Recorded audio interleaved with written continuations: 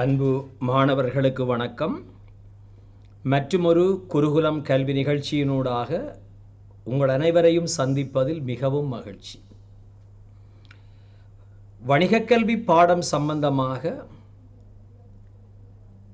தரம் 13 மாணவர்களுக்கான 14வது தேர்ச்சியாக இருக்கக்கூடிய சந்தைப்படுத்தல் முகாமைத்துவம், மார்க்கெட்டிங் மேனேஜ்மெண்ட் சம்பந்தமான விடயங்களை நான் உங்களுடன் இன்றைய தினம் ஆரம்பிக்க இருக்கின்றேன்.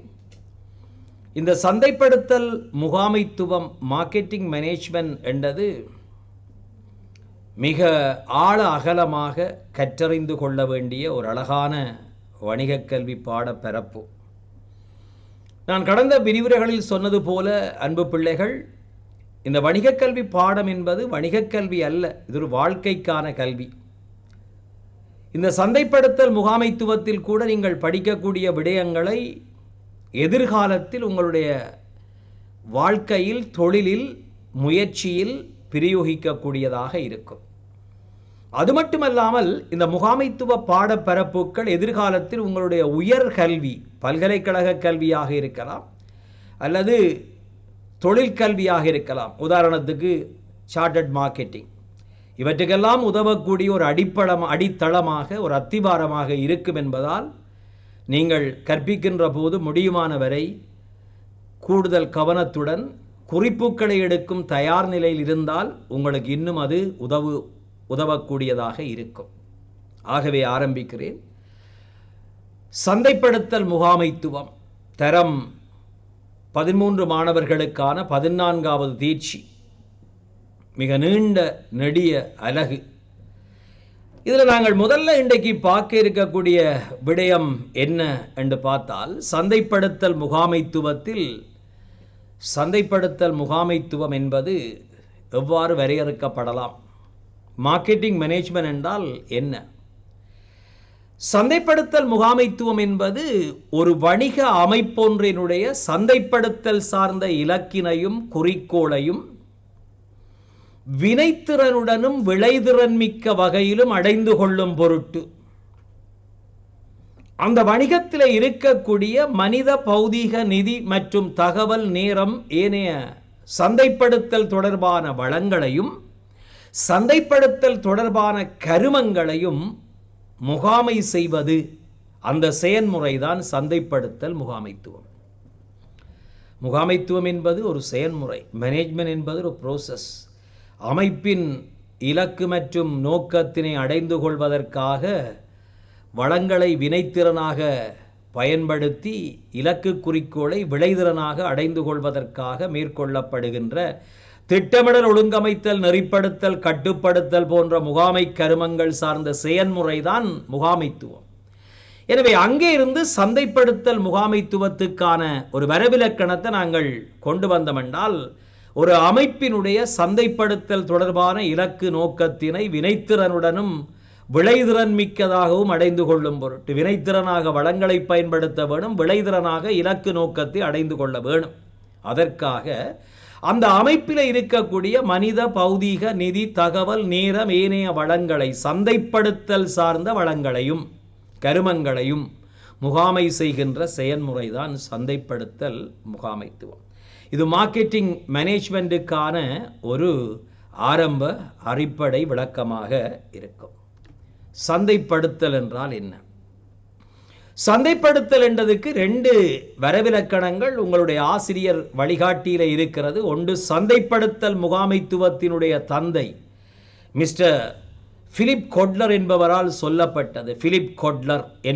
சொல்லப்பட்டது. இரண்டாவது அமெரிக்கன் மார்க்கெட்டிங் அசோசியேஷன், அமெரிக்க சந்தைப்படுத்தல் நிறுவகம் என்ற அமைப்பினால் சொல்லப்பட்ட 2 வரவிலக்கணங்கள் அவதானத்தில் உள்ளன, டீச்சர்ஸ் கைடில் இருக்கிறது. அவற்றை பார்வையிடுவதற்கு முன்னர் சந்தைப்படுத்தல் என்றா என்ன? சற்று முன்னர் நான் சொன்னது சந்தைப்படுத்தல் முகாமைத்துவம். What is marketing management? அந்த மேனேஜ்மெண்ட் என்ற அந்த டெஃபினிஷனில் இருந்துதான் operation management, marketing management, finance management, human resource மேனேஜ்மெண்ட்டுக்கான அந்த வரவிலக்கணங்களை நாங்கள் டெவலப் பண்ணுறோம். பேசிக் அங்கே தான் வருகுது. அப்ப இப்ப நாங்கள் பார்க்கிறது சந்தைப்படுத்தல் என்றால் என்ன? What is marketing? நுகர்வோரது தேவைகளையும் விருப்பங்களையும் இனங்கண்டு பூர்த்தி செய்து நுகர்வோர் திருப்தியினை ஏற்படுத்தி கொள்ளும் வகையில் மேற்கொள்ளப்படுகின்ற உற்பத்தியினை திட்டமிடுதல் தொடக்கம் விற்பனையின் பின் சேவை வரை இடம்பெறக்கூடிய உற்பத்தி திட்டமிடல், உற்பத்திக்கு முன்னர் துவங்குது, விற்பனையின் பின் சேவை வரை இடம்பெறக்கூடிய, விற்பனைக்கு பின்னரான சேவை வரை இடம்பெறக்கூடிய உற்பத்தி திட்டமிடல், உற்பத்தி செய்தல், விலையிடல், விநியோகம், மேம்படுத்தல் போன்ற சமூக ரீதியான கருமங்களையும் முகாமைத்துவ ரீதியான கருமங்களையும் உள்ளடக்கிய தொழிற்பாடு சந்தைப்படுத்தல். இந்த சந்தைப்படுத்தலுக்கு நாங்கள் சமூக தொழிற்பாடு என்று சொல்லுவோம். சமூக கருமம். நான் நிதி கருமத்தை சமூக கருமம் என்று சொல்றே இல்லை, உற்பத்திய சமூக கருமம் என்று சொல்றே இல்லை. ஏனென்றால் அவை நிறுவனத்துக்குள்ளே இடம்பெறுவது. சந்தைப்படுத்தல் என்பது உற்பத்தி செய்த பொருட்கள் சேவைகளை இறுதிப்பாவனை நுகர்வோருக்கு ஒப்படைக்கின்ற வரை மேற்கொள்ளப்படுவதாக இருக்கும். எனவே இது சமூக கருமம், ஒரு முகாமைத்துவ கருமம். எனவே சந்தைப்படுத்தலுக்கான ஒரு பெர்ஃபெக்டான, ஒரு மிக துல்லியமான ஒரு டெஃபினிஷனை இங்க நான் தந்திருக்கிறேன். இதுக்கு பிறகு நீங்க சந்தைப்படுத்தல் முகாமையின் தந்தை மிஸ்டர் பிலிப் கொட்லர் அவர்களுடைய வரவிலக்கணமும் அமெரிக்கன் மார்க்கெட்டிங் அசோசியேஷன் அந்த அமைப்பினுடைய வரவிலக்கணமும் நீங்கள் பின்னர் தனித்தனியாக அவதானிக்க முடியும்.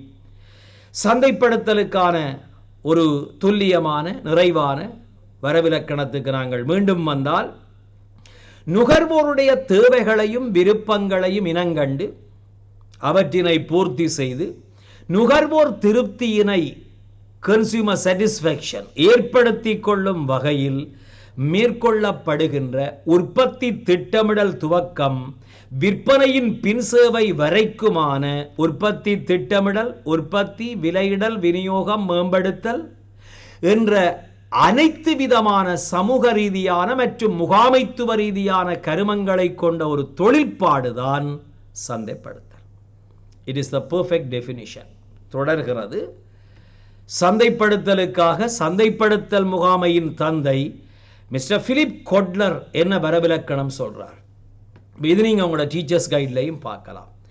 தனிநபர்களினதும் குழுக்களினதும், குழுக்கள் என்பது சமூகம், தேவைகளையும் விருப்பங்களையும் நிறைவேற்றிக் கொள்வதற்கு தேவையான பெருமானம் உள்ள பொருட்களையும் சேவைகளையும் உருவாக்குதல், முன்வைத்தல், உருவாக்குதல், உற்பத்தி செய்தல்.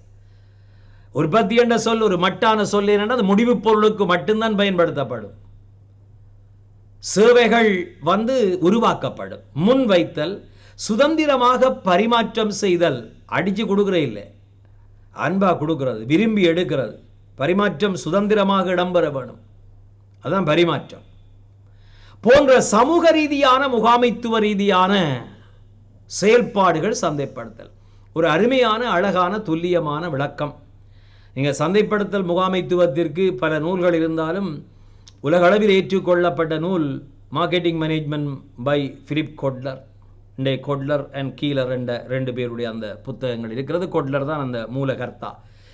அவருடைய வரவிலக்கணம், அவர்தான் ஃபாதர் ஆஃப் மார்க்கெட்டிங் மேனேஜ்மெண்ட். தனிநபர்களினதும் குழுக்களினதும் தேவைகளையும் விருப்பங்களையும் நிறைவேற்றுவதற்காக, ஒரு இண்டிவிஜுவல், ஒரு குரூப் ஆஃப் பீப்புள் அல்லது ஒரு சமூகம் தேவைகள் விருப்பங்களை நிறைவேற்றுவதற்காக தேவையான பெருமானம் உள்ள பொருட்கள் சேவைகளை, இந்த பெருமானம் என்றதுக்கு இவர் சொல்றார் சந்தைப்படுத்தக்கூடிய உருப்படிகள், தனிய பொருட்கள் சேவைகள் மட்டுமல்ல. பிலிப் கொட்லருடைய பார்வையில் சந்தைப்படுத்தக்கூடிய உருப்படிகளை 10ஆக சொல்கிறார். பொருட்கள், சேவைகள், எண்ணங்கள், இடங்கள், நிகழ்வுகள், நபர்கள், ஒழுங்கமைப்புகள், அனுபவங்கள், ஆதனங்கள், தகவல்கள். இது சந்தைப்படுத்தக்கூடிய உருப்படிகள். அந்த பெருமானம் ஒன்று உள்ள பொருட்களையும் சேவைகளையும் உருவாக்குதல், உற்பத்தி செய்தல், அதை முன்வைத்தல், சுதந்திரமாக பரிமாற்றம் செய்தல் போன்ற சமூக ரீதியான முகாமைத்துவ ரீதியான செயல்பாடுகள் தான் சந்தைப்படுத்தல்.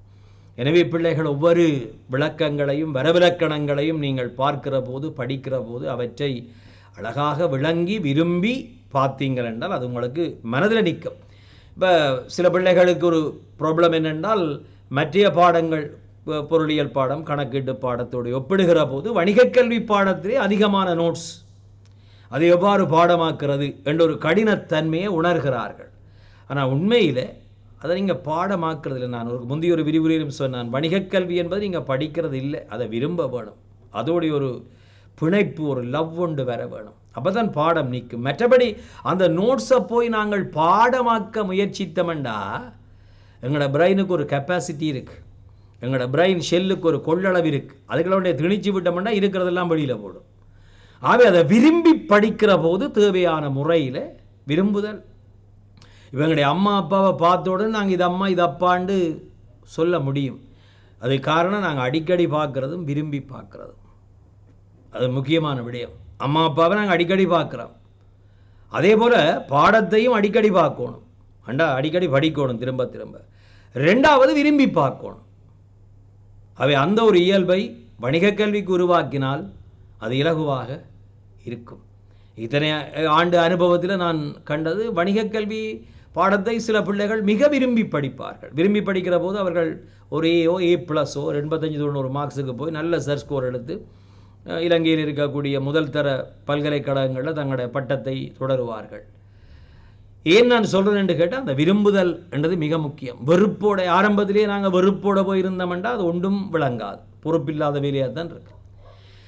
அமெரிக்க சந்தைப்படுத்தல் நிறுவனம் AMA, அமெரிக்கன் மார்க்கெட்டிங் அசோசியேஷன் சொல்கிறார், சந்தைப்படுத்தல் என்பது தனிநபர்கள் மற்றும் அமைப்புகளின் நோக்கங்களை, அவர் தனிநபர்கள் குழுக்கள் என்று சொல்றார், இவர் தனிநபர்கள் மற்றும் அமைப்புகளின் நோக்கங்களை நிறைவேற்றிக் கொள்வதற்காக பரிமாற்றம் செய்வதற்கு தேவையான பொருட்கள், சேவைகள், எண்ணங்கள் தொடர்பான திட்டமிடுதல், அதை செயல்படுத்தல், அதை விலை குறித்தல் பிரைசிங், விநியோகித்தல் டிஸ்ட்ரிபியூஷன், மேம்படுத்தல் ப்ரமோஷன் போன்ற செயல் ஒழுங்குகள் தான் சந்தைப்படுத்தல். இந்த ரெண்டு டெஃபினிஷன் கிட்டத்தட்ட ஒரே மாதிரி தான் வருகிறது, கிட்டத்தட்ட ரெண்டும் ஒரே மாதிரி. அப்போ இதை வச்சுக்கொண்டு தான் நான் ஆரம்பத்தில் சொன்ன ஒரு பெர்ஃபெக்ட் டெஃபினிஷனை கிரியேட் பண்ணினான். நுகர்வோரது தேவைகள் விருப்பங்களை இனங்கண்டு பூர்த்தி செய்து நுகர்வோர் திருப்தியினை ஏற்படுத்தி கொள்ளும் வகையில் சந்தைப்படுத்தல்ல, சந்தையில் மன்னன் நுகர்வோர். சந்தைப்படுத்தலின் அடிப்படையான மைய எண்ணக்கரை இலட்சியம் நுகர்வோர் திருப்தி, கன்சியூமர் கஸ்டமர் சாட்டிஸ்ஃபேக்ஷன். அப்போ அதற்காக பெருமானமுள்ள பொருட்கள் சேவைகளை உருவாக்குதல், அதை விலையிடல், விநியோகித்தல், மேம்படுத்தல் போன்ற செயல்பாடுகள் தான் சந்தைப்படுத்தலாக வரும்.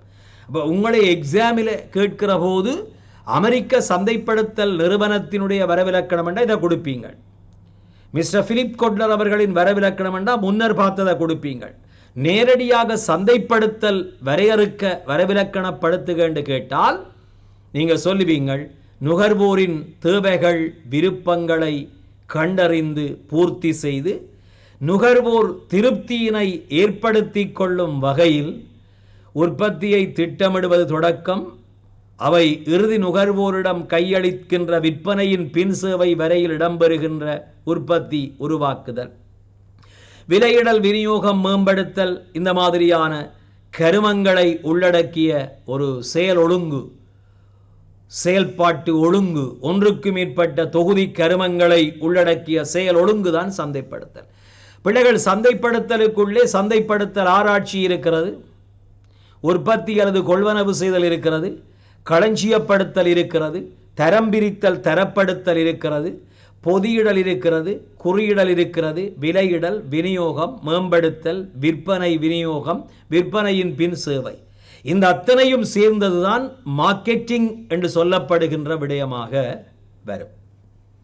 தொடர்ந்து நீங்கள் பார்க்கலாம், சந்தை மார்க்கெட் என்றால் என்ன. இந்த இடத்துல நான் ரெண்டு விடயங்களை உங்களுக்கு சொல்ல முடியும். சந்தை என்பதை நாங்கள் ரெண்டு வியூவில் பார்க்க முடியும். ஒன்று பொருளியல் ரீதியான வியூ, எக்கனாமிக் பேசிக்கில் பார்க்கலாம்.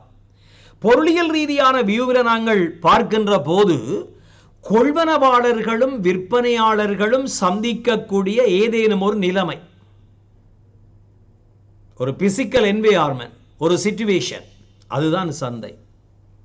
இது ஒரு பொருளியல் ரீதியான விளக்கம். ஆனால் சந்தைப்படுத்தல் ரீதியாக சந்தை என்பதற்கு இன்னொரு விளக்கம் இருக்கிறது. ஒரு பொருளை அல்லது சேவையினை கொள்வனவு செய்வதற்கான விருப்பமும் கொள்வனவு சக்தி, பணம் செலுத்தக்கூடிய சக்தியும் உள்ள சமமான தேவைகள் விருப்பங்களை கொண்ட நுகர்வோர் குழு அல்லது வாடிக்கையாளர் தொகுதி அல்லது கூட்டம் தான் சந்தை. அப்ப முதல்ல பொருளியல் ரீதியாக பார்த்த விளக்கம், சந்தை என்பது ஒரு பிசிக்கல் என்விரான்மென்ட், ஒரு situation, that is a place. ஆனால் இங்கே சந்தைப்படுத்தலில் சந்தை என்பது ஒரு நுகர்வோர் கூட்டம், ஒரு வாடிக்கையாளர் தொகுதி. எனவே சந்தைப்படுத்தலில் சந்தை என்பதற்கு நாங்கள் ஒரு விளக்கம் கொடுக்கிற போது ஒரு பொருளை அல்லது சேவையினை கொள்வனவு செய்வதற்கான விருப்பமும் கொள்வனவு சக்தியும் உள்ள ஒரு பொருள் மீது கேள்வி ஏற்பட வேண்டும் என்ற 2 காரணிகள் அவசியம். ஃபைனல் எக்ஸாம் பேப்பர் கேள்வி. ஒன்று, நுகர்வோருக்கு அதை வாங்குவதற்கு விருப்பம் இருக்க வேண்டும். 2வது, கொள்வனவு சக்தி, பர்ச்சேசிங் பவர், பணம் செலுத்தக்கூடிய வலிமை, ஆற்றல் இருக்க வேண்டும். அந்த விருப்பமும் கொள்வனவு சக்தியும் உள்ள சமமான தேவைகள் விருப்பங்களை கொண்ட, எல்லாருக்கும் ஒரே மாதிரியான ஈக்குவல் நீட்ஸ் அண்ட் வாண்ட்ஸ் நுகர்வோர் குழு அல்லது வாடிக்கையாளர் கூட்டம் சந்தை என்று கூற முடியும். இந்த சந்தையினை கொள்வனவின் நோக்கம், அவர்களின் தேவை, விருப்பம் என்ற காரணியை வச்சு 2ஆ பிரிக்கலாம். ஒன்று நுகர்வோர் சந்தை, நுகர்வோர் பொருள் சந்தை என்று தெளிவாக சொல்லலாம். கைத்தொழிலாளர் சந்தை, கைத்தொழிலாளர் பொருள் சந்தை. பிள்ளைகள், பொருட்கள் கொள்வனவு செய்யப்படுகின்ற நோக்கத்தின் அடிப்படையில் 2ஆ பிரிப்பாம். ஒன்று நுகர்வோர் பொருள், கைத்தொழில் பொருள். இறுதி பயன்பாட்டு நோக்கத்திற்காக வாங்கப்படுகின்ற பொருட்கள் நுகர்வோர் பொருள். ஒரு உற்பத்தியின் உள்ளீடாக பயன்படுத்துவதற்காக உற்பத்தி நோக்கத்திற்காக வாங்கப்படுகின்ற பொருட்கள் கைத்தொழிலாளர் பொருள். எனவே நுகர்வோர் பொருட்களை வழங்கக்கூடிய சந்தை நுகர்வோர் சந்தை, நுகர்வோர் பொருள் சந்தை. அது வசதி பண்டமாக இருக்கலாம், கடைப்பண்டமாக இருக்கலாம், சிறப்பு பண்டமாக இருக்கலாம், நாடா பண்டமாக இருக்கலாம். நுகர்வோர் பொருள் சந்தை. கைத்தொழிலுக்கான உள்ளீடுகளை வழங்கக்கூடிய சந்தை கைத்தொழிலாளர் பொருள் சந்தை. அது மூலப்பொருட்கள் உதிரிப்பாகங்களுக்கான சந்தையாக இருக்கலாம், மூலதன உருப்படிகளுக்கான சந்தையாக இருக்கலாம், வழங்கல் மற்றும் வணிக சேவைகளுக்கான சந்தையாக, கைத்தொழில் சேவைகளுக்கான சந்தையாக இருக்கலாம். எனவே சந்தையில் கொள்வனவாளர்களினுடைய நோக்கம், கொள்வனவுக்கான தேவைகள், விருப்பங்கள் என்பவற்றின் அடிப்படையில் சந்தைகள் நுகர்வோர் சந்தை, கைத்தொழிலாளர் சந்தை என்று 2 வகையில் வகைப்படுத்த முடியும். நவீன பரிமாற்று பொருளாதாரத்தின் அடிப்படையில் சந்தைகளின் வகை. ஒரு காலத்தில் உற்பத்தி என்பது சொந்த நுகர்வுக்காக இடம்பெற்றது. அங்கிருந்தான் வணிகம் என்றது வளர்ச்சி அடைந்தது. முன்னர் சுயதேவை பூர்த்தி, பிறகு அதில் மிக ஏற்படுகின்ற போது பண்டமாற்று முறை, பிறகு பணமுறை, அப்படியே வந்து இன்றைக்கு நாங்கள் தகவல் தொழில்நுட்ப புரட்சி வளர்ச்சி காரணமாக இலத்திரனியல் வணிகம் வரைக்கும் வந்திருக்கிறோம். அது வணிக அடிப்படையில் படித்த விடயம். நவீன பரிமாற்று பொருளாதாரம், அதன் அடிப்படையில் சந்தைகளின் வகை. ஒன்று வளைச்சந்தை, ரிசோர்ஸ் மார்க்கெட்.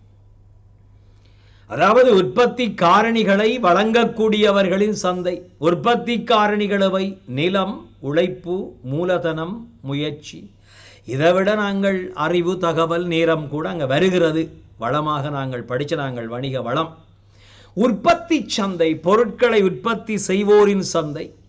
அரசாங்க சந்தை, அரசாங்கம்தான் வரிகளை வசூலிக்கிறது, தேவையான உதவிகளையும் வணிகருக்கு, முயற்சியாளர்களுக்கு செய்கிறது, அது அரசாங்க சந்தை. நுகர்வோர் சந்தை, இறுதி பயன்பாட்டாளர்களின் சந்தை, முகவர் சந்தை. அந்த உற்பத்தியாளரையும் இந்த நுகர்வோரையும் இணைத்துவிடக்கூடியவர்களை முகவர்கள் என்று படிக்கிறோம், அந்த முகவர் சந்தை. எனவே நவீன பரிமாற்று பொருளாதாரத்தின் அடிப்படையில் சந்தைகள் 5ஆக வகைப்படுத்தப்படும். வளைச்சந்தை அல்லது காரணி சந்தை, உற்பத்தி சந்தை, அரசாங்க சந்தை, அரச சந்தை, நுகர்வோர் சந்தை, முகவர் சந்தை. இங்கே இந்த அரசாங்க சந்தையை மையப்படுத்தி ஏனைய சந்தைகள் இயங்கும். இந்த சந்தைகள் ஒன்றோடு ஒன்று தொடர்புள்ள வகையில் காணப்படும். அதை இங்கே நாங்கள் பார்க்கிறோம். இந்த வரிப்படத்தை நீங்கள் ஆசிரியர் அறிவுரைப்பு வழிகாட்டியில பார்க்கலாம். மத்தியில அரச சந்தை கவர்மெண்ட் மார்க்கெட் இருக்கும். அந்த அரசாங்க சந்தைக்கும் ஏனைய சந்தைகளுக்கும் இடையில தொடர்புகள் காணப்படும். ஏனைய சந்தைகளுக்கும் இடையில தொடர்புகள் காணப்படும். இப்போ உதாரணத்திற்கு உற்பத்தி சந்தை எடுத்தால் உற்பத்தி சந்தையிலிருந்து பொருட்களும் வரிகளும் அரசுக்கு போய் சேரும். உற்பத்தியாளர்கள் டாக்ஸை பே பண்ணுவார்கள், சில உற்பத்தி பொருட்களை அரசு கொடுப்பார்கள். அதே போல பணமும் சேவைகளும் அரசாங்கத்தால் உற்பத்தியாளருக்கு பொருட்களை வாங்கினால் பணம் வழங்கப்படும், சேவைகள் வழங்கப்படும். இதே போல நீங்கள் ஒவ்வொரு சந்தைக்கும் இடையில், நுகர்வோர் சந்தைக்கும் அரச சந்தைக்கும் இடையில் தொடர்பை பாருங்கள். வரிகள் நுகர்வோரால் செலுத்தப்படும், சேவைகள் அரசாங்கத்தால் வழங்கப்படும். அதே போல நுகர்வோர் சந்தைக்கும் வளச்சந்தைக்கும் இடையில் தொடர்பு இருக்கு பாருங்கள். நுகர்வோரால் மக்களால் வளங்கள் உற்பத்தி காரணிகள் வளச்சந்தைக்கு தரப்படும். நிலம், உழைப்பு, மூலதனம், முயற்சி, அதுக்குரிய பணம் வளச்சந்தை நுகர்வு செய்வோர் கொடுப்பார்கள்.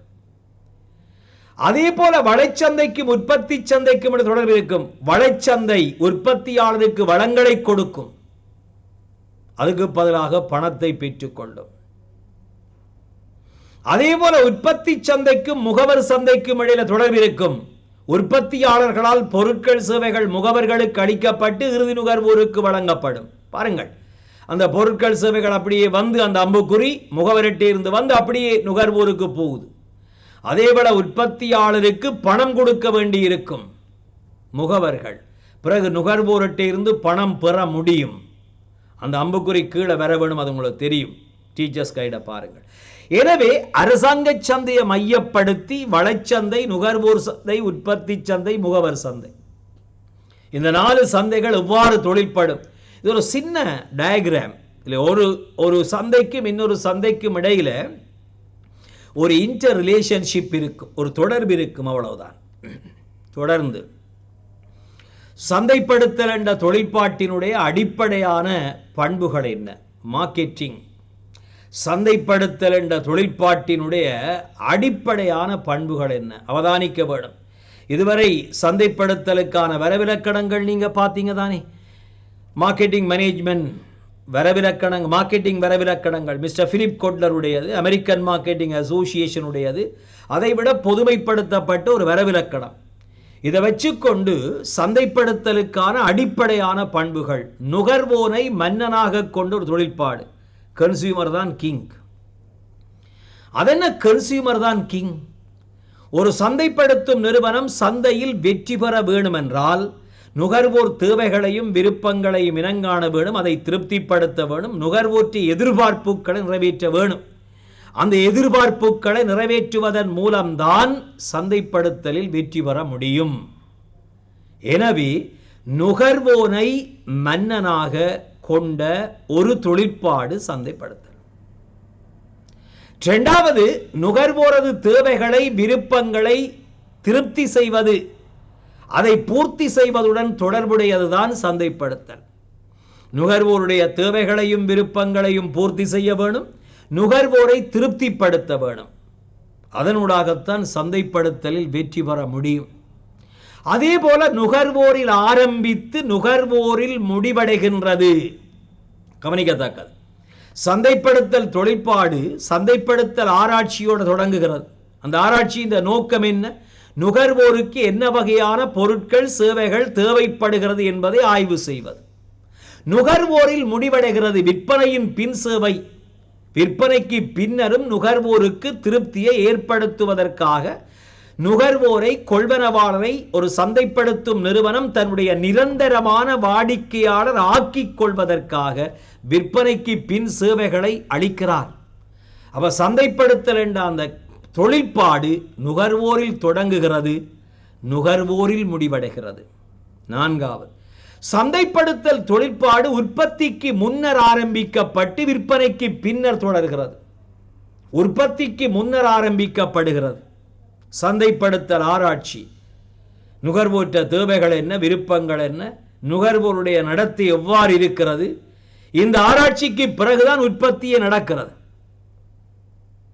உற்பத்திக்கு முன் சந்தைப்படுத்தல் ஆராய்ச்சி, விற்பனைக்கு பின்னர் தொடர்கிறது. இப்போ நாங்கள் ஃபர்னிச்சரை வாங்குறோம், ஃப்ரீ டிரான்ஸ்போர்ட், வீடு வரை இலவச போக்குவரத்து.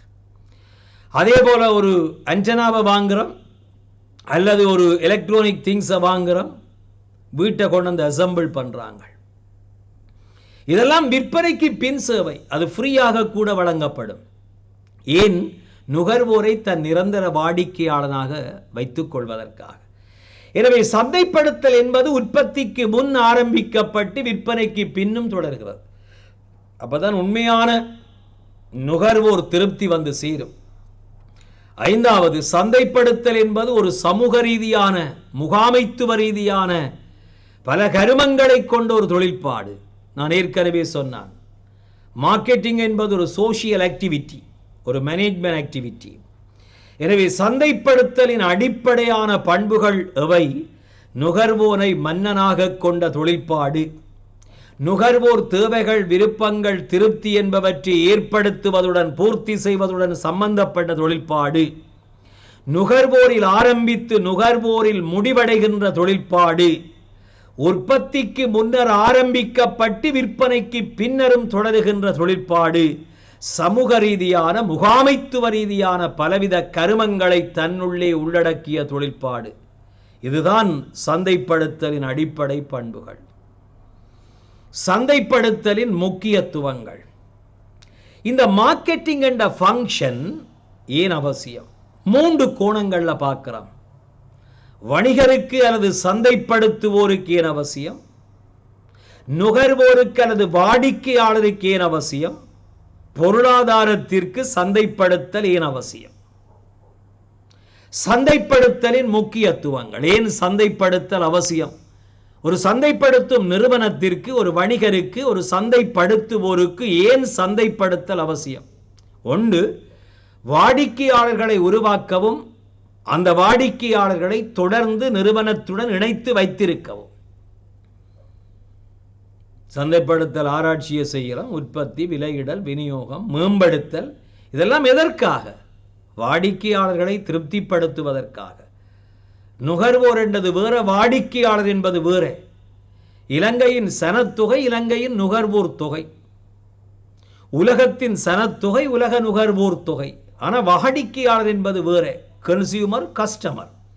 ஒரு நிறுவனத்தில் விசுவாசத்துடன் தொடர்ச்சியாக பொருட்களை வாங்கக்கூடியவர்கள் வாடிக்கையாளர்கள். எனவே நுகர்வோர் என்பது ஒரு பெரிய வட்டம் என்று, அதுக்கு உள்ள சின்ன வட்டம் தான் வாடிக்கையாளர். அந்த வாடிக்கையாளர்களை உருவாக்கவும் உருவாக்கப்பட்ட வாடிக்கையாளர்களை நிறுவனத்துடன் தொடர்ந்து வைத்திருக்கவும் சந்தைப்படுத்தல் அவசியம்.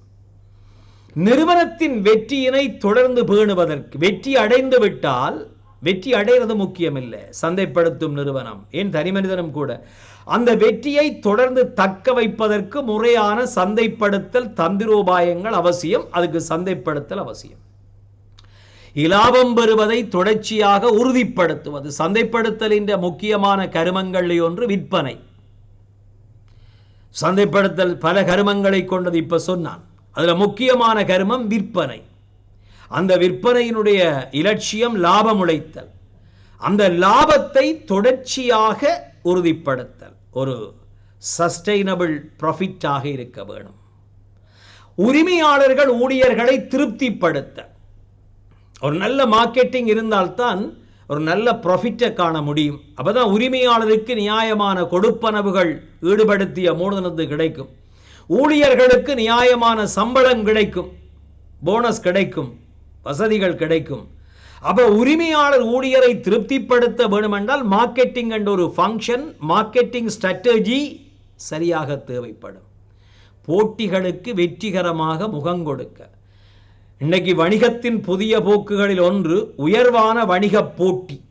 வணிகத்தின் புதிய போக்குகள் உலகமயமாகுதல், இலத்திரனியல் வணிக விருத்தி, இலத்திரனியல் பணப்பாவனை, வாடிக்கையாளரின் அதிகரித்த செல்வாக்கு, சமூக பொறுப்பு மீதான அக்கறை விரிவாக்கம், உயர்ந்த வணிக போட்டி.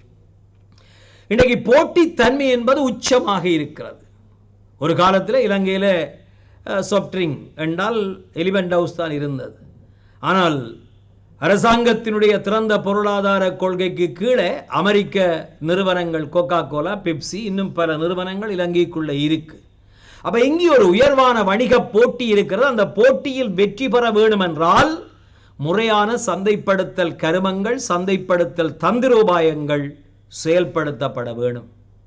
அடுத்தது சந்தை பங்கின் அளவை விரிவுபடுத்திக் கொள்ள. சந்தை பங்கு, மார்க்கெட் ஷேர், ஒரு பொருளுக்கான மொத்த சந்தையில் ஒவ்வொரு சந்தைப்படுத்தும் நிறுவனமும் கொண்டிருக்கக்கூடிய பாகம் சந்தை பங்கு.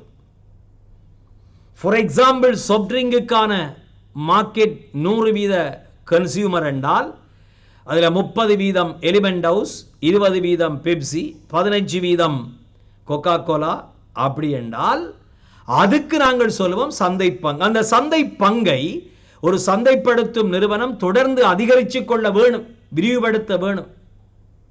லாபத்தை அதிகரிப்பது வேறு, சந்தை பங்கை அதிகரிப்பது வேறு. விலையில் மாற்றங்களை ஏற்படுத்துவதன் மூலம் லாபத்தில் அதிகரிப்பு ஏற்படுத்தலாம். ஆனால் வாடிக்கையாளர்களை, நுகர்வோரை தன்னை நோக்கி ஈர்த்து கொள்வதன் மூலம்தான் போட்டியாளர்களின் நுகர்வோரை எம்மை நோக்கி கவருவதன் ஊடாகத்தான் சந்தை பங்கை விரிவுபடுத்தலாம். எனவே சந்தைப்படுத்தலின் முக்கியத்துவங்கள்ல வணிகருக்கு அல்லது சந்தைப்படுத்தலில் ஈடுபடும் நிறுவனத்துக்கு ஏன் சந்தைப்படுத்தல் அவசியம்? வாடிக்கையாளர்களை உருவாக்கவும், உருவாக்கி கொண்ட வாடிக்கையாளர்களை தொடர்ந்து வைத்திருக்கவும், நிறுவனத்தின் வெற்றியினை தொடர்ந்து பேணுவதற்கு, உறுதிப்படுத்துவதற்கு, இலாபம் பெறுவதனை தொடர்ச்சியாக உறுதி செய்வதற்கு, உரிமையாளர்கள் ஊழியர்களின் எதிர்பார்ப்புகளை நிறைவேற்றி அவர்களின் திருப்தியை மேலும் மேலும் அதிகரிப்பதற்கு, சந்தையில் இருக்கக்கூடிய போட்டி நிறுவனங்களின் போட்டிகளுக்கு வெற்றிகரமாக முகம் கொடுத்து வெற்றி பெறுவதற்கு, சந்தை பங்கினை அதிகரிப்பதற்கு, விரிவாக்கம் செய்வதற்கு. இது சந்தைப்படுத்தல் ஏன் சந்தைப்படுத்துவோருக்கு, வணிகருக்கு முக்கியத்துவமானது. இரண்டாவது, நுகர்வோருக்கு. சந்தைப்படுத்தல் எந்த வகையில் நுகர்வோருக்கு பயன்படும், எந்த வகையில் நுகர்வோருக்கு உதவியாக இருக்கும்? ஏன் முக்கியம்? செலவிடும் பணத்திற்கு உச்சமான திருப்தியை பெற. நாங்கள் பெருமானம் என்ற ஒரு விடயம் அறிஞ்சிருப்போம். இங்கேயும் அந்த பெருமானம் என்ற ஒரு விடயம் சந்தைப்படுத்தல் மைய எண்ணக்கருக்களுக்குள்ள வரும். பெருமானம் என்பது கொடுக்கின்ற விலைக்கும் பெறுகின்ற திருப்தி அல்லது பயனுக்கும் இடையிலான தொடர்பு. பொருட்கள் சேவைகள் தொடர்பாக நுகர்வோரால் மேற்கொள்ளப்படும் ஒட்டுமொத்தமான அளவீடும் மதிப்பீடும் தான் பெருமானம். The total evaluation of consumer. செலவிடும் பணத்திற்கு கொடுக்கின்ற விலைக்கு உச்சமான திருப்தியை பெறுவது, அதான் பெருமானம். நாங்கள் ஒரு பொருளை வாங்கி நுகர்ந்து போட்டு சொல்றோம் பெறுமதியான பொருள், அதனுடைய அர்த்தம் அதுதான். இரண்டாவது, சந்தை பற்றிய தகவல்களை பெறவும் விளக்கத்தினை பெறவும். அதற்காகத்தான் சந்தைப்படுத்தும் நிறுவனங்கள் மேம்படுத்தல் கலவை மாறிகளை பிரயோகிக்கிறது. விளம்பரப்படுத்தல், விற்பனை மேம்படுத்தல்கள், நேரடி சந்தைப்படுத்தல்கள், நேராள் விற்பனை நிகழ்வுகள், அனுபவங்கள், அதேபோல பகிரங்கப்படுத்தல்கள், இவையெல்லாம் வரும், பின்னர் வரும். எனவே சந்தை பற்றிய தகவல்களை நுகர்வோர் அறிந்து விளக்கம் பெற சந்தைப்படுத்தல் தொழிற்பாடு அவசியம். இலகுவாக கொள்வனவை மேற்கொள்ள சிறந்த விநியோகம் தேவைப்படும். பொருட்கள் சேவைகளை தாராளமாகவும் தரமாகவும் பெற சிறந்த நுகர்வு மூலம் வாழ்க்கை தரத்தினை உயர்த்த, சிறந்த நுகர்வின் மூலம் வாழ்க்கை தரத்தை உயர்த்த. இன்றைக்கு மக்களின் வாழ்க்கை தரம் உயர்ந்து கொண்டு வருகிறதா? என்ன காரணம்? நாங்கள் நுகரக்கூடிய பொருட்கள் சேவைகள் பன்முகப்படுத்தப்படுகிறது.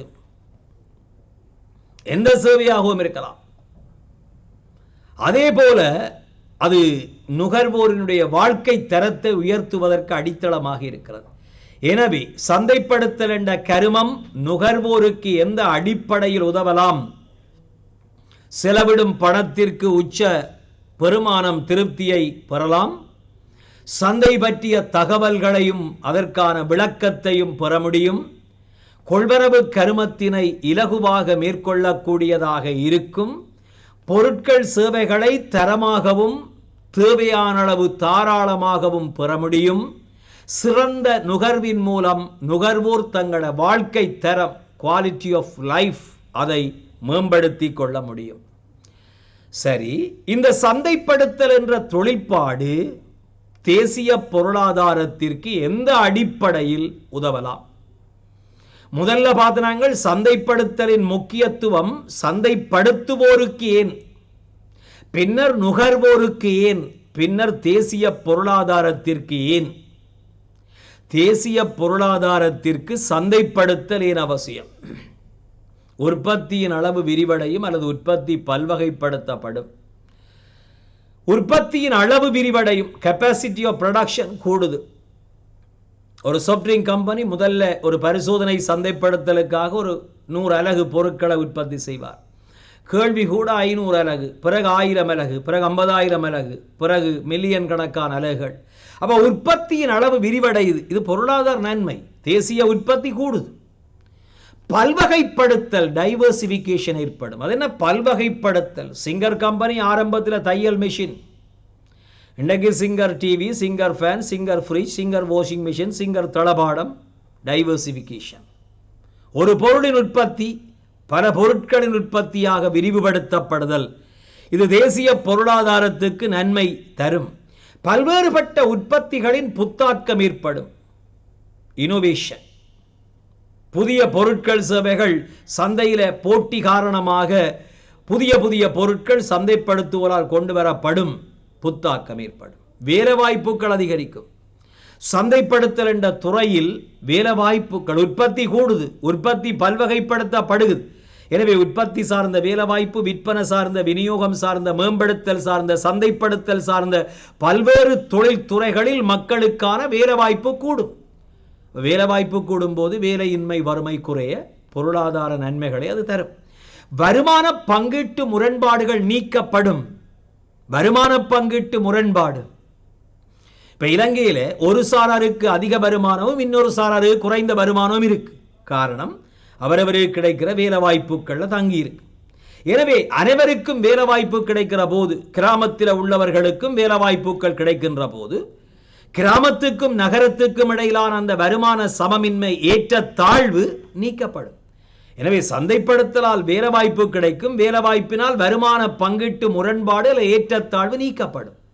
நாட்டின் பொருளாதார வளர்ச்சி, பொருளாதார அபிவிருத்தி ஏற்படும். Economic growth and development. பொருளாதார நன்மை என்று வரைக்கும் கடைசியாக அதுதான் பெறும். எனவே சந்தைப்படுத்தல் என்ற அந்த தொழிற்பாட்டில் என்னென்ன முக்கியத்துவங்கள் இருக்கிறது? சந்தைப்படுத்தலில் ஈடுபடுகின்ற சந்தைப்படுத்தும் நிறுவனம் அல்லது வணிகருக்கு என்ன நன்மைகள்? சந்தைப்படுத்தல் மூலம் பொருட்கள் சேவைகளை கொள்வனவு செய்யக்கூடிய நுகர்வோருக்கு என்ன நன்மைகள்? தேசிய பொருளாதாரம் என்ன நன்மைகளை, என்ன முக்கியத்துவங்களை சந்தைப்படுத்தலுக்கூடாக பெற்றுக்கொள்ள முடியும்? தொடர்கிறது.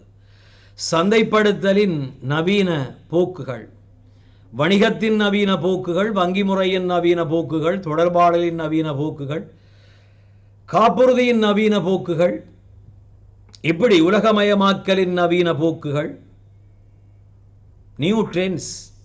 சந்தைப்படுத்தலின் நவீன போக்குகள் என்ன? ஒன்று, நுகர்வோரது கொள்வனவு சக்தி அதிகரித்துள்ளது. அது வேலைவாய்ப்புகள் அதிகரிப்பதாலே அதிகரிக்கலாம், அல்லது வங்கிகள் வழங்கக்கூடிய கிரெடிட் கார்டு போன்ற ஒரு நிதி வசதிகளாலே அதிகரிக்கலாம், அல்லது லீசிங் கம்பெனிகள் வழங்கக்கூடிய லீசிங் முறையில் இருக்கக்கூடிய நிபந்தனை தளர்வுகளால் கொள்வனவு ஆற்றல் அதிகரிக்கலாம். எனவே நுகர்வோரது கொள்வனவு சக்தி அதிகரித்துள்ளது. நான் ஒரு எக்ஸாம்பிள் சொன்னா, ஒரு 30 வருஷம் 35 வருஷத்துக்கு முந்தைய சூப்பர் மார்க்கெட்டுகள் இல்லை, சாதாரண சில்லறை கடைகள் தான். அந்த சில்லறை கடைக்கு போற ஒரு சாதாரண கிராமவாசியோ ஒரு நுகர்வாளர் 1 கிலோ சீனி வாங்குவார், சில பேர் அரை கிலோ, கிராமங்களில் 100 கிராம் 50 கிராம் கூட வாங்குவார்கள். ஒரு சோப் வாங்குவார், ஒரு சோப், ஒரு தேங்காய் வாங்குவார். ஆனால் இன்றைக்கு நாங்கள் சூப்பர் மார்க்கெட்டில் போனோம்னா அந்த ரொலியை எடுத்துக்கொண்டு அதில் ஒரு 5 கிலோ சீனி, 1 டசின் சோப்பு, அதே போல் 10 தேங்காய், 10 கிலோ அரிசி, இப்படி தான் பர்ச்சேஸ் பண்ணுறோம். பலவித காரணங்கள், அதுக்காக பர்ச்சேஸ் பண்ணி போட்டு கிரெடிட் கார்டு தான் கொடுக்குறோம், சில விட கேஷ் பேமெண்ட் செய்கிறோம். எனவே நுகர்வோருடைய கொள்வனவு ஆற்றல் அதிகரித்துள்ளது. அடுத்தது, பல்வேறு வகையான பொருட்களும் சேவைகளும் சந்தையில் நிறைந்திருக்கின்றது. முந்தி சோப்பண்ட 2 வகை, பேனாண்ட 2 வகை, சாஃப்ட் ட்ரிங்க்ண்டா 2 வகை, ஒரு வகை. இன்றைக்கு நீங்கள் சூப்பர் மார்க்கெட்டு போனீங்கண்டா, ஃபுட் சிட்டியாக இருக்கலாம், கீல்ஸாக இருக்கலாம், சோப்புக்கு ஒரு ஏரியா இருக்கும். 100 வகையான சோப். அந்த ஒவ்வொரு பிராண்டிலையும் பலவிதமான வரிசைகள், நீளம் அகலம் ஆழம், பல்வேறு வகையான பொருட்கள் சேவைகள் சந்தையில் காணப்படும். சேவைகள் நாங்கெல்லாம் ஏ லெவல் படிக்கிற காலங்களில் ஏ லெவல் படித்தா யூனிவர்சிட்டிக்கு போகலாம், இல்லாட்டி ஒரு வேலைக்கு போகலாம். இன்றைக்கு ஒரு வணிக கல்வி வணிகத்துறை படிக்கிற மாணவர் யூனிவர்சிட்டி கிடைக்கலண்டா எத்தனை விதமான கல்வி சேவைகள் இருக்கிறது. லோக்கல்லி எத்தனை டிகிரி, எத்தனை ஃபாரின் டிகிரி, எவ்வளவு CIMA, ACCA, ACA, Sima, chartered, sim, இதை விட லோக்கல் எத்தனையோ இன்ஃபர்மேட்டிக்ஸ், இன்ஃபர்மேஷன் டெக்னாலஜி, அது இது நிறைய. எனவே பல்வேறு பொருட்களும் சேவைகளும் சந்தையில் நுகர்வுக்காக காணப்படுகிறது. அடுத்தது, அனைத்து விடயங்கள் தொடர்பாகவும் பொருட்கள் சேவைகள் பற்றியும் நுகர்வோர் தகவல்களை அறிந்து கொள்ளக்கூடிய தாராள நிலைமை. இன்னைக்கு யாரையும் ஏமாற்ற முடியாது. ஒரு பொருளை பற்றி நீங்கள் தேவையான தகவல்களை தேவையான அளவில் பெற முடியும். அந்த அளவுக்கு அந்த பொருளில் இருக்கக்கூடிய பார்கோட் ரீடரையோ அல்லது கியூஆர் கோடையோ நீங்கள் உடனடியாக ஃபோன்லேயே ஒரு படம் எடுத்து உடனடியாக செக் பண்ணி அதை பற்றி முழு தகவலும் அறிய முடியும். யாரையும் ஏமாற்ற முடியாது. அப்போ நுகர்வோருக்கு தகவல்கள், நுகர்வுக்கான தகவல்கள், பொருட்கள், சேவைகள், சந்தை, வணிகர் தாராளமாக இருக்கிறது. நீங்கள் ஒரு எலக்ட்ரானிக் குட்ஸை கொள்வனவு செய்ய முன்னால் அது பற்றி தேவையான விடயங்களை நீங்கள் நிறைய வாசித்து அறிஞ்ச பிறகு பர்ச்சேஸ் பண்ணலாம். இலத்திரனியல் வணிகத்தின் மூலமாக பொருட்களை கொள்வனவு செய்தல், பணம் செலுத்துதல், பெறுதல் போன்ற நடவடிக்கைகள் இடம்பெறுவதால் சந்தைப்படுத்தல் விரைவாகவும் இலகுவாகவும் இடம்பெறுகிறது. இது ஒரு வணிகத்தின் புதிய போக்கு. இலத்திரனியல் வணிகத்தின் விருத்தி, இலத்திரனியல் பணத்தின் பயன்பாடு அதிகரித்தல் என்பன வணிகத்தின் புதிய போக்காகவும் வரும், சந்தைப்படுத்தலின் புதிய போக்காகவும் வரும். அதே போல பொருட்கள் சேவைகளை ஒப்பிட்டு கொள்வனவு செய்யக்கூடிய திறனும் ஆற்றலும், ஸ்கில் அண்ட் கெப்பாசிட்டி நுகர்வோருக்கு அதிகரித்துள்ளது. முந்தினா ஒரு பொருளை வாங்குறதுக்கு இப்போ ஏமாத்தலாம், இப்போ யாரையும் ஏமாற்ற முடியாது. ஒரு சின்ன பிள்ளை கூட ஃபுட் சிட்டிலேயோ அல்லது எங்கேயோ ஒரு எலக்ட்ரானிக் குட்ஸ் கடையிலையோ போய் பொருட்களை சிறப்பாக வாங்குவார். அந்த நாலேஜ் இருக்கிறது, அந்த திறன், அந்த ஸ்கில் அதிகரித்து விட்டது. இன்றைக்கி எல்லா தகவல்களும் எங்களோட உள்ளங்கையில் இருக்கிறது. இன்றைக்கி தகவல் என்பது, இன்ஃபர்மேஷன் டேட்டா என்பது ஒரு வேல்யூபிள், ஒரு பெரிய பிரமாண்டமான பணப்பெறுமதி கொண்ட ஒரு விடயமாக மாறிட்டு. நவீன முகாமைத்துவ நுட்பங்கள் சந்தைப்படுத்தலில் பிரயோகிக்கப்படுதல், மாடர்ன் மார்க்கெட்டிங் சிஸ்டம் நிறைய இருக்கிறது. வணிகத்தின் சமூக பொறுப்புகள், மற்றது வணிகத்தின் ஒழுக்கத்தின் மீதான அக்கறை, social responsibilities and business ethics, அந்த அக்கறை இன்றைக்கு அதிகரித்துள்ளது. இது கூட ஒரு வணிகத்தின் புதிய போக்காகவும் சந்தைப்படுத்தலின் நவீன போக்காகவும் கருத முடியும். எனவே சந்தைப்படுத்தல் என்பது அந்த நவீன ஒரு உலகத்தை நோக்கி போகிறது. அதுக்கான படிமுறை விளக்கங்கள் தந்திருக்கிறேன். தொடர்ந்து நாங்கள் பார்க்க போகிற முக்கியமான விடயம் மைய சந்தைப்படுத்தல் என்ன கரு. அதில் மைய என்றதுக்கு சார்பு என்றதும் ஒரு சொல் பாவிப்பார்கள். கோ கன்செப்ட் ஆஃப் மார்க்கெட்டிங். இது ஒரு மிக முக்கியமான தலையங்கம். இதுக்குள்ள நிறைய கண்டென்ட்ஸ் வருகிறது. நுகர்வோர் தேவைகள், விருப்பங்கள், கேள்வியோடு ஆரம்பிக்கப்படுகின்ற இந்த சந்தைப்படுத்தல் என்ற அந்த தொழில்பாடு பல படிமுறைகளை கடந்து செல்கிறது என்று சொல்லலாம். இதுக்கு பேர் தான் மைய சந்தைப்படுத்தல் எண்ணக்கரு, core marketing concept, core concept of marketing. சந்தைப்படுத்தல் என்பது பல கற்களால் அடுக்கப்பட்டது. சந்தைப்படுத்தல் என்பது பல விடயங்களை ஒருங்கே கொண்டது. அந்த விடயங்கள் தான் இங்கே மைய எண்ணக்கருக்களாக சந்தைப்படுத்தல் என்ற முழுமையான ஒரு கருமம் நிலை பெறுவதற்கு அல்லது உருவாகுவதற்கு இருக்கக்கூடிய பல்வேறுபட்ட அம்சங்கள் தான் சந்தைப்படுத்தலின் மைய அல்லது சார்பு எண்ணக்கருக்கள். அதில் முதலாவதாக வர வேண்டியது தேவைகள் விருப்பங்கள் கேள்வி. அங்கே இருந்தானே மார்க்கெட்டிங் ஸ்டார்ட் பண்ணுது. நுகர்வோருக்கு எது தேவை, நுகர்வோருக்கு எது விருப்பம், நுகர்வோருடைய கேள்வி என்ன, அங்கிருந்து மார்க்கெட்டிங் ஸ்டார்ட் பண்ணுது. அதைத் தொடர்ந்து தான் இலக்கு சந்தைப்படுத்தல், டார்கெட் மார்க்கெட்டிங், நிலைப்படுத்தல், பொசிஷனிங், துண்டமாக்கல், செக்மெண்டேஷன் என்ற விடயங்கள் வரும். இவை பற்றி தனியாக பார்க்கலாம். பிறகு வழங்குதல், அதை ஏற்றுக்கொள்ளுதல், பண்ட குறியிடுதல், ஆஃபரிங் அண்ட் பிராண்ட்ஸ் என்ற விடயங்கள் வரும். சந்தைப்படுத்தல் வழிமுறைகள், மார்க்கெட்டிங் கனல், 3 விதமான கனல் இருக்கிறது, பார்க்கலாம். செலுத்தப்பட்ட, உரிமையாக்கப்பட்ட, உடைமையாக்கப்பட்ட ஊடகங்கள், paid own and earn medias, உணர்வுகளும் பிரவேசங்களும், பெறுமதிகளும் திருப்தியும், வேல்யூ அண்ட் சாட்டிஸ்ஃபேக்ஷன், வழங்கல் சங்கிலி, சப்ளை செயின், போட்டி நிலைமைகள், காம்படிஷன், 4 வகையான போட்டிகள் இருக்கிறது. பரிமாற்றம், எக்ஸ்சேஞ்ச், கொடுக்கல் வாங்கல், டிரான்சாக்ஷன், தொடர்பு கொள்ளல், ரிலேஷன்ஷிப், சந்தைப்படுத்தல் சூழல், மார்க்கெட்டிங் என்விரான்மெண்ட். இங்கே 12 போடப்பட்டிருக்கு. நுகர்வோருடைய தேவை விருப்பம் கேள்வியோட சேர்த்தால் 13 விதமான விடயங்கள். அதை பிரித்து எழுதலாம், சேர்த்து எழுதலாம், அதை குறைச்சி எழுதலாம். இப்போ சில புத்தகங்களில் பரிமாற்றம், கொடுக்கல் வாங்கல், தொடர்பாடல், தொடர்பு என்பதை ஒரு பாக்ஸுக்கு போடுவார்கள், அல்ல ஒரு சர்க்கிளுக்கு போடுவார்கள். இன்டர் ரிலேஷன்ஷிப்பான விடயங்கள் அதை தனியவும் பிரித்து ஆசிரியர் கைநூலில் பிரிச்சே போடப்பட்டிருக்கு. அந்த சந்தைப்படுத்தல் மைய அல்லது சார்பு எண்ணக்கருவியில் முதலாவது தேவை விருப்பம் கேள்வி என்றால் என்ன, இதுதான் முதலாவது. அந்த லிஸ்டில் நீங்கள் முதலாவதை காண இல்லை, அதை நீங்கள் முதலாவதை சேர்த்துக்கொண்டா நல்லது. அது சேர்க்காவிட்டாலும் அதுதான் சந்தைப்படுத்தலின் ஆரம்பம். தேவை என்றால் என்ன, நீட்ஸ் என்றா என்ன, உணவு, நீர், உடை, உறைவிடம், கல்வி, சுகாதாரம், பாதுகாப்பு. தேவை என்றால் என்ன, மனிதன் உயிர் வாழ்வதற்கு அவசியமான உடல் உள ரீதியான திருப்தியை அவனுக்கு ஏற்படுத்துவதற்கு தேவையான விடயங்கள் தான் தேவைகள்.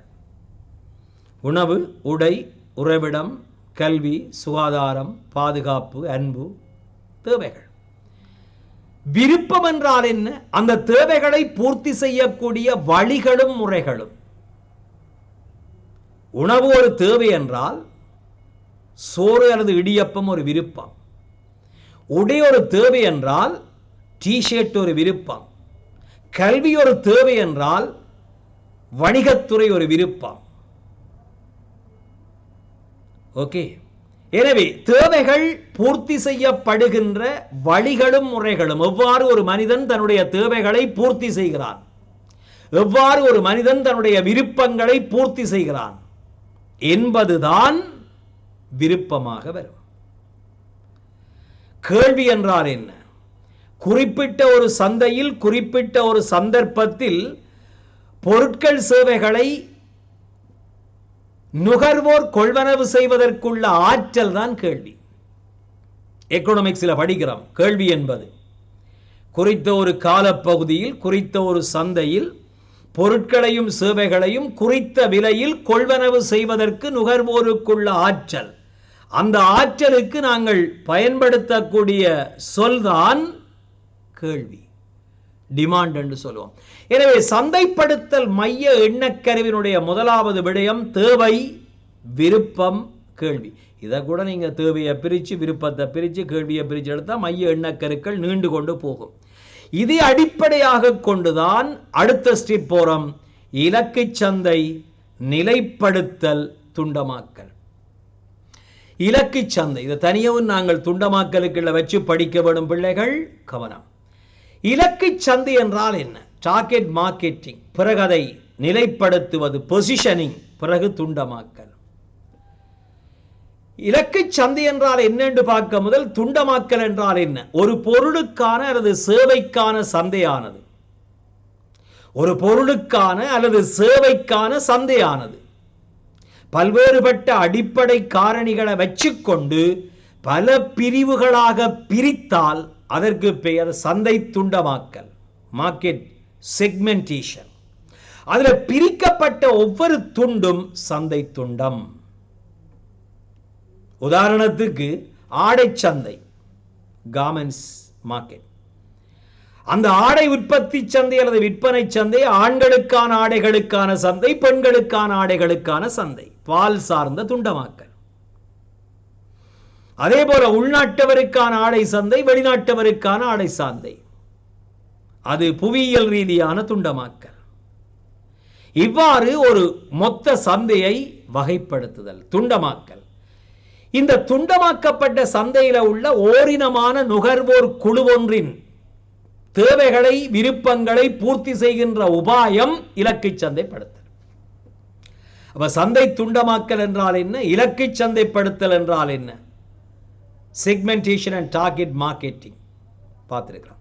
அதில் தொடர்ந்து அந்த சந்தையினை தக்க வைத்துக் கொள்ளல், நிலைப்படுத்தலாக, பொசிஷனிங் ஆக இருக்கும். தொடர்ந்து வழங்குதல், ஏற்றுக்கொள்ளுதல், பண்ட குறியிடுதல், ஆஃபரிங் அண்ட் பிராண்டிங். வணிகர் நுகர்வோரது தேவைகள் விருப்பங்களை பூர்த்தி செய்வதற்காக முன்வைக்கப்படுகின்ற பெறுமதிமிக்க ஒவ்வொன்றும் வழங்கல். அது பொருட்கள், சேவைகள், எண்ணங்கள், இடங்கள், நிகழ்வுகள், நபர்கள், அனுபவங்கள், ஆதனங்கள், தகவல்கள் எதுவாயும் இருக்கலாம். வணிகர் ஒருவரால் நுகர்வோரது தேவைகளையும் விருப்பங்களையும் பூர்த்தி செய்வதற்காக முன்வைக்கப்படுகின்ற பெறுமதி வாய்ந்த எந்த விடயமும் வழங்குதல். அதை நுகர்வோர் பெற்றுக்கொள்ள உடன்படுதல், முன்வருதல், ஏற்றுக்கொள்ளுதல். பண்ட குறியிடுதல், பிராண்டிங். இன்றைக்கு ஒரே விதமான பொருளை பல நிறுவனங்கள் உற்பத்தி செய்கின்றன. அந்த ஒவ்வொரு உற்பத்தி நிறுவனமும் தன்னுடைய பொருட்களை, சேவைகளை போட்டியாளர்களின் பொருட்கள், சேவைகளில் இருந்து வேறுபடுத்தி காண்பிப்பதற்கான அடையாளமிடுதல், பண்ட குறியிடுதல். அதை பற்றி விரிவாக நாங்கள் பார்க்கப்படும். ஒவ்வொரு சந்தைப்படுத்தும் நிறுவனமும் தன்னுடைய பொருட்களை, தன்னுடைய சேவைகளை போட்டியாளர்களின் பொருட்கள், சேவைகளிலிருந்து வேறுபடுத்தி காண்பிப்பதற்காக பயன்படுத்தப்படுகின்ற அடையாளங்கள் தான் பண்டக்குறிகள். அது பற்றி நாங்கள் விரிவாக பார்க்கலாம். அது பொருள் சின்னமாக இருக்கலாம், தேசிய சின்னமாக இருக்கலாம், தனிப்பட்ட சின்னமாக இருக்கலாம், குடும்ப சின்னமாக இருக்கலாம், பார்க்கலாம். அடுத்த சந்தைப்படுத்தல் வழிமுறைகள். ஒரு சந்தைப்படுத்தும் நிறுவனம் தன்னுடைய இலக்கு நுகர்வோரை, இலக்கு சந்தையினை அடைந்து கொள்வதற்காக பயன்படுத்துகின்ற உட்பிரவேசிக்கும் முறைகள், பெனிட்ரேஷன் சிஸ்டம், சந்தைப்படுத்தல் வழிமுறைகள். ஒரு சந்தைப்படுத்தும் நிறுவனம், உதாரணத்துக்கு ஒரு சப்பாத்து உற்பத்தி செய்கிற நிறுவனம், பாடசாலை மாணவர்களுக்கான சப்பாத்துக்களை உற்பத்தி செய்யக்கூடிய நிறுவனம். அங்கே இலக்கு நுகர்வோர் மாணவர்கள். அந்த மாணவர்களை, இலக்கு நுகர்வோரை இலக்கு சந்தை அடைந்து கொள்வதற்காக ஒரு சந்தைப்படுத்தும் நிறுவனம் பிரயோகிக்கின்ற உட்பிரவேசிக்கும் முறைகள், நுழைகின்ற வழிமுறைகள், சந்தைப்படுத்தல் வழிமுறைகள். அது தொடர்பாடல் வழி, விநியோக வழி, சேவை வழி என வகைப்படுத்தப்படும். தொடர்பாடல் வழி என்பது தொடர்பு சாதனங்களை பயன்படுத்துவது. அது ஆன்லைன் மார்க்கெட்டிங்காக இருக்கலாம், டெலிமார்க்கெட்டிங்காக இருக்கலாம், அல்லது போஸ்டல் ரேட்டாக இருக்கலாம். இவையெல்லாம் தொடர்பாடல் வழி. தொடர்பு சாதனங்களை பயன்படுத்தி, இலத்திரனியல் சாதனங்களாக இருக்கலாம் அல்லது வேறு சாதனங்களாக இருக்கலாம், அவற்றை பயன்படுத்தி பொருட்களை நுகர்வோருக்கு கொண்டு சென்று ஒப்படைப்பது தொடர்பாடல் வழி. இரண்டாவது விநியோக வழி. மொத்த வியாபாரிகள், சில்லறை வியாபாரிகள், முகவர்களுக்கூடாக, நடுவர்களுக்கூடாக பொருட்களை கையளித்தால் அது விநியோக வழி. சேவை வழி. துணை சேவைகளை பயன்படுத்தி சந்தைகளுக்குள்ள உட்பிரவேசித்தால், உதாரணத்துக்கு ஒரு உணவை உற்பத்தி நிறுவனம், for example KFC, McDonald, pizza cut, Uber eats மூலமாக, போக்குவரத்து சேவை மூலமாக பொருட்களை நுகர்வோருக்கு வழங்குகிறார்கள். அது சேவை வழி. எனவே தொடர்பாடல் வழி என்பது தொடர்பு சாதனங்கள், தொலைபேசியாக இருக்கலாம், இன்டர்நெட்டாக இருக்கலாம், தபால் மூலமாக ஆவணங்கள், போஸ்டுகள், மேகசீன்கள் அனுப்பப்படும். தொடர்பாடல் வழி. மொத்த வியாபாரி, சில்லறை வியாபாரி மூலமாக உட்பிரவேசித்தல் விநியோக வழி. சேவை, போக்குவரத்து சேவை, தொடர்பாடல் சேவைகளுக்கூடாக உட்பிரவேசித்தல் சேவை வழி. இப்போ கல்வி சேவையை வழங்குறதுக்கு நாங்கள் தொடர்பாடல் கருவிகளை பயன்படுத்துகிறோம். இதை ஜூம் கிளாஸாக மாற்றி வருமானமாக பெற்றுக்கொள்ளக்கூடியவர்கள் இருக்கிறார்கள். அப்போ தொடர்பாடல் சேவை மூலம் கல்வி சேவை வழங்கப்படுகிறது, சேவை வழி. எனவே சந்தைப்படுத்தல் வழிமுறைகள் என்பது இலக்கு சந்தையில் உள்ள இலக்கு நுகர்வோரை ஒரு சந்தைப்படுத்தும் நிறுவனம் அடைந்து கொள்வதற்காக பயன்படுத்தக்கூடிய உட்பிரவேசிக்கின்ற முறைகளாக கருதலாம். அந்த முறைகள் பிள்ளைகள் 3ஆக வரும். தொடர்பாடல் வழி, தொடர்பு சாதனங்களை பயன்படுத்துகிறோம். விநியோக வழி, சேவை வழி. அடுத்தது பார்க்கிறோம், இந்த மேம்படுத்தல்களை செய்வதற்கு சந்தைப்படுத்தும் நிறுவனங்கள் பயன்படுத்துகின்ற மேம்படுத்தல் கருவிகள், ஊடகங்கள், ப்ரமோஷன் மீடியாஸ். அந்த ஊடகங்களை 3ஆ பிரிக்கிறோம். ஒன்று பணம் செலுத்தி சந்தைப்படுத்துவோர் பயன்படுத்தும் ஊடகங்கள், செலுத்தப்பட்ட ஊடகம், பெய்ட் மீடியாஸ். 2 சந்தைப்படுத்துவோர் தமக்கென உரிமையாக வைத்திருக்கின்ற ஊடகங்கள், ஓன் மீடியாஸ். சந்தைப்படுத்தும் நிறுவனத்தினுடைய நன்மதிப்பு காரணமாக மக்கள் மத்தியில், நுகர்வோர் மத்தியில், வாடிக்கையாளர் மத்தியில் சுயாதீனமாக கட்டியெழுப்பப்பட்ட ஊடகங்கள் ஏர்ன் மீடியாஸ், வைரல் மார்க்கெட்டிங் என்று சொல்லுவோம். எனவே ஒரு சந்தைப்படுத்தும் நிறுவனம் நுகர்வோருக்கு தகவல்களை வழங்க, நுகர்வோரின் கொள்வனவை மேம்படுத்துவதற்காக, அதிகரிப்பதற்காக பயன்படுத்தக்கூடிய மேம்படுத்தல் ஊடகங்கள், ப்ரமோஷன் மீடியாஸ் 3ஆ பார்க்கிறோம். கட்டணம் செலுத்தப்பட்ட ஊடகம், டிவியில ஒரு விளம்பரத்தை போட, ரேடியோவில் ஒரு விளம்பரத்தை ஒலிபரப்ப கட்டணம் செலுத்த வேணும். அவை செலுத்தப்பட்ட ஊடகம். உருவாக்கப்பட்ட ஊடகம், ஒரு ஃபேஸ்புக்கை உருவாக்கி, ஒரு வாட்ஸ்அப் குரூப்பை உருவாக்கி, அதன் மூலமாக ஒரு சந்தைப்படுத்தும் நிறுவனம் தகவல்களை கொடுத்தால் அது உரிமையாக்கப்பட்ட ஊடகம். தனக்கே சொந்தமாக ஒரு வெப்சைட், ஒரு ஃபேஸ்புக். 3வது சுயாதீனமாக மக்களால் உருவாக்கி கொள்ளப்பட்டது வைரல் மீடியா. ஒரு புதிய திரைப்படம் வர முதல் அதனுடைய ஃபர்ஸ்ட் லுக் கொண்டு வரும், அது வைரல் ஆகும். பிறகு அதுக்கு ஒரு டீசர் வரும் 2 மாதத்தில். பிறகு அதுக்கு ஒரு ட்ரெய்லர் வரும். பிறகு அதுக்கு ஒரு இசைத்தட்டு வெளியீட்டு விழா வரும். கடைசியாக தான் திரைப்படம் வரும். அதுக்குள்ள மக்களுக்கு காய்ச்சல் வரும். காரணம், அந்த திரைப்படத்தை நாங்கள் பார்க்க வேண்டும் என்ற அந்த உணர்வு தூண்டப்படுகிறது. இது வைரல் மீடியா, வைரல் மார்க்கெட்டிங், சுயாதீனமாக உருவாக்கப்பட்ட ஊடகமாக இருக்கும்.